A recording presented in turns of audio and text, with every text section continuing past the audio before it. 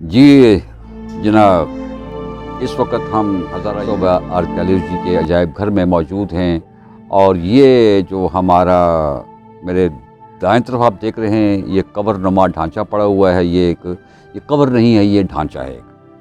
اور اس کی جو تحریر ہے وہ آپ دیکھیں، آپ نے وہ دیکھ لی ہوگی، وہ پڑھ لی ہوگی آپ نے، کہ اس میں ہوا اس طریقے سے تھا کہ آج سے 400-500 سال پہلے جب گلی باغ بفا کے قریب گلی باغ جگہ ہے، وہاں پر ترک سلاطین کا وہ دارالحکومت ہوا کرتا تھا اس دور کے اندر،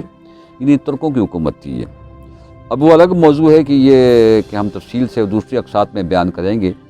کہ یہ گلی باغ کیا ہے، کس طرح ہوا، کیا نہیں ہوا، کیونکہ ایک قسط میں سے پورا کرنا ممکن نہیں ہے اس سلسلے میں۔ تو یہ سلطان محمود خور جو تھا، یہاں پر یہ بتا دیں کہ اس نے میزبانی کی تھی ملکہ نور جہاں، اور شہنشاہ جہانگیر کی میزبانی بھی انہوں نے کی تھی، اور جب کشمیر جاتے ہوئے انہوں نے ایک رات یہاں پر قیام بھی کیا تھا گلی باغ کے اندر۔ کہتے ہیں کہ اس زمانے میں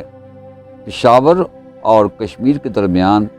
یہ گلی باغ واحد شہر تھا جو کہ 2 منزلہ عمارتوں پر مشتمل تھا، اور یہ واحد وہ شہر تھا جہاں پر کہ اس کے جو بتاتے ہیں تاریخی حوالے سے جو علم ہوا ہے کہ یہ 3/4 جو ہے وہ میل رقبے پر یہ پھیلا ہوا شہر تھا۔ اس کے قریبی بفا کی طرف آپ جائیں تو رستے میں عیدگاہ نامی ایک جگہ آتی ہے۔ اب وہ عیدگاہ جو ہے وہ کہا جاتا ہے کہ جب عید کی نماز پڑھنے کے لوگ وہاں جایا کرتے تھے، تو وہ آج بھی عیدگاہ کے نام سے وہ جگہ مشہور ہے۔ تو سلطان محمود خور نے ایسا کیا تھا کہ یہ جو قبر کا ڈھانچہ ہے انہوں نے اپنے لیے بنوایا تھا کہ جب میں مر جاؤں تو میں مرنے کے بعد اس قبر کے ڈھانچے میں مجھے دفن کر دینا، جو جس طرح کہ مون بادشاہ لوگ کیا کرتے ہیں۔ تو جناب ہوا اس طریقے سے کہ وہ مغل شہنشاہ کو ملنے کے لیے وہ گیا، اور مغل شہنشاہ کو ملنے کے بعد جب وہ واپس آ رہا تھا تو راستے ہی میں اس کا جو ہے وہ انتقال ہو گیا، جھڑپ میں سے کہتے ہیں کہ جھڑپ میں وہ مارا گیا۔ اب جھڑپ جب مارا گیا تو اس کے جو پتہ نہیں چلا کہ اس کی وہ تدفین کہاں پر ہوئی، لیکن یہ جو قبر کا ڈھانچہ یہیں پڑا رہ گیا۔ یہ جو وہاں پر جو ان کی جو